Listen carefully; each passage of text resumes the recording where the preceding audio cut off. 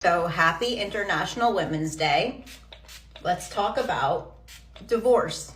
The night before I got married, I had the coldest feet. And people chalk that up to different things like it's your gut, run, or it's normal. And everyone was trying to console me like, oh, he's a great guy, this and this and that. And like, yeah, he is a great guy, but nothing could help. Nothing was helping because we've all heard stories about how men switch it up and, who he is right now may not be who he is in 30 years, right? But my mom said one thing that made me feel better and just ended the conversation. She said, you can always get divorced. I had and still have a great support system with friends and family. I have my own career. I have my own money and my own life. My marriage ending would be absolutely devastating, but I wouldn't end up on the streets. And I have the option to end it.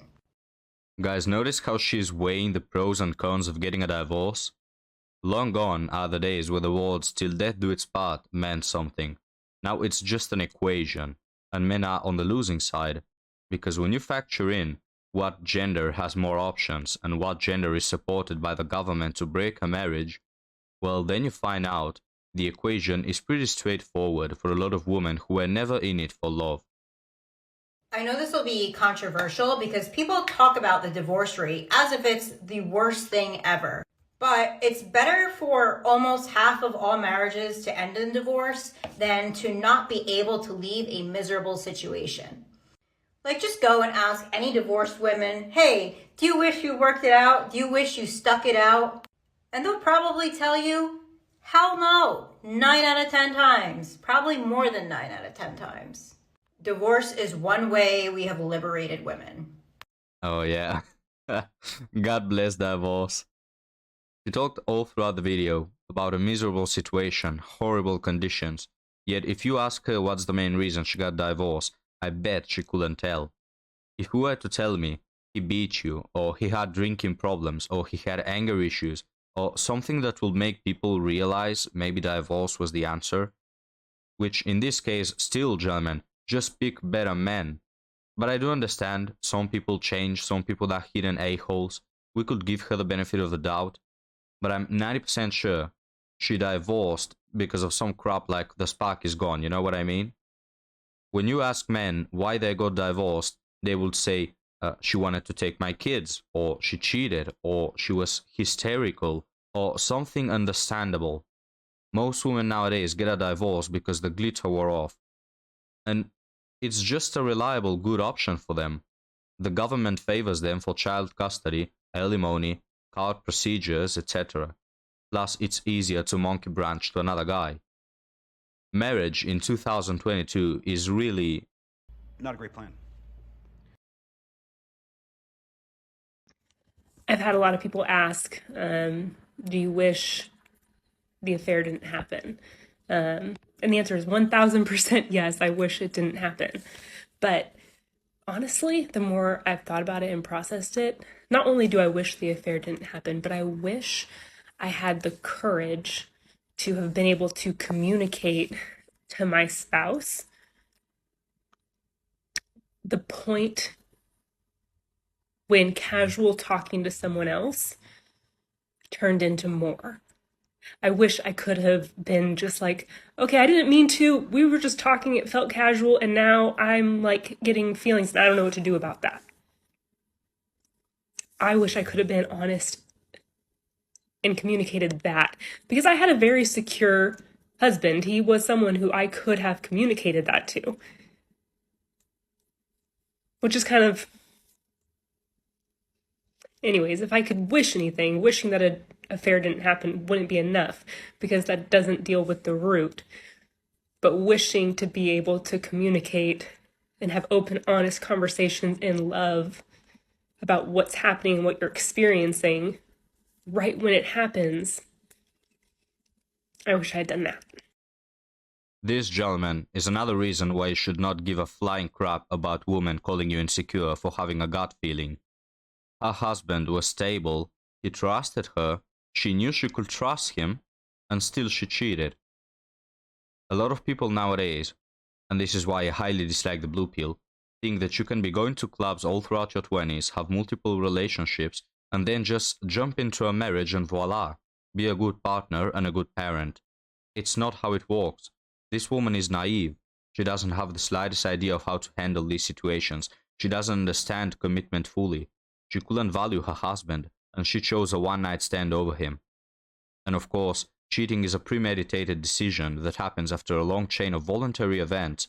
But what I'm meaning to say is, if this woman was more traditional, if her mother would have taught her more traditional values and what being a desirable wife means, maybe she wouldn't have cheated and she would have valued her marriage more. Because credit where credit is due, at least she understands she made a mistake, instead of gaslighting with the "he didn't pay me enough attention" argument.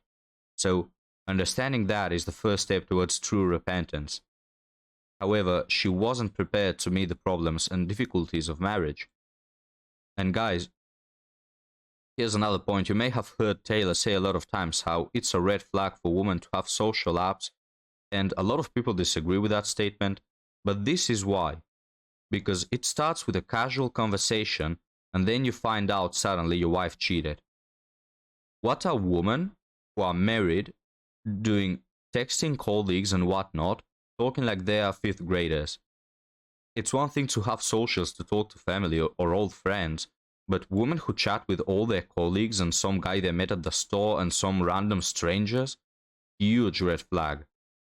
Just picture a husband talking with a female colleague over the weekend, or talking with the hot cashier he met at the store.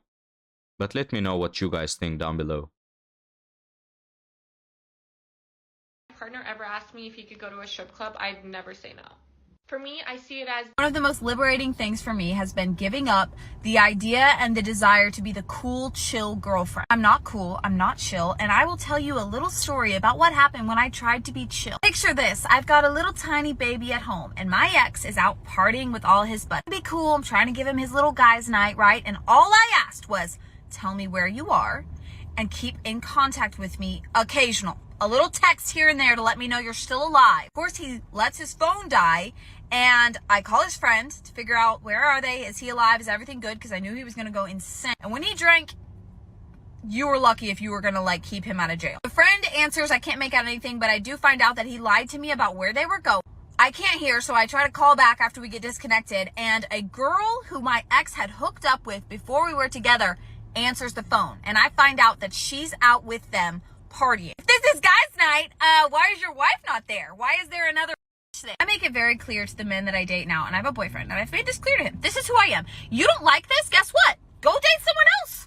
Go date a chill, cool girl. Go find one, because it's not me. Which, by the way, I was just reacting to being mistreated and lied to and cheated on, but what I told him, I don't care if your brother, some guy you almost got shot at with in the war, I don't give a fuck what your bond is with this man, and he's getting married, and everyone's going to Vegas and the strip. I don't care.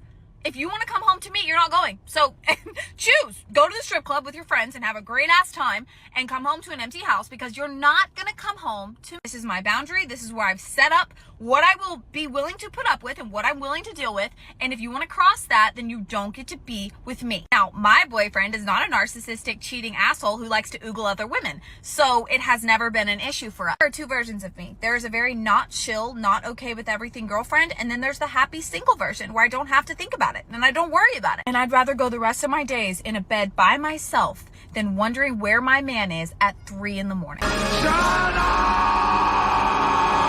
Shut up! Shut up! Shut up! Damn, this woman is attractive, but her voice is really annoying, man. But oh no, I've said she's attractive. Now people are gonna say I'm objectifying her and viewing her as an object. You know, the one good thing I say about women on my channel.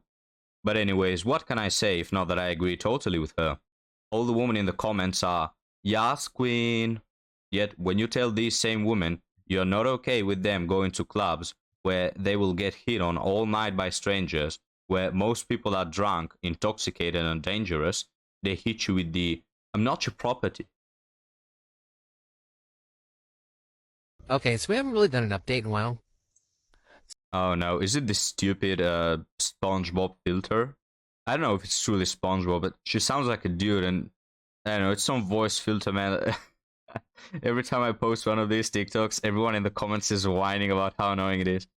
I agree. So, we had first divorce court, and it went fantastic. He looked like trash. So, we did get our second hearing. I am loving my job. My personal life is going good. I did sign up for the gym. Do I know what the f*** I'm doing? Psh, no, I don't. There is a photographer in Texas that I'm wanting to set up to do my divorce shoot. So hopefully soon we will do that. But yeah, starting to learn that dating these days, it's not for the faint of heart.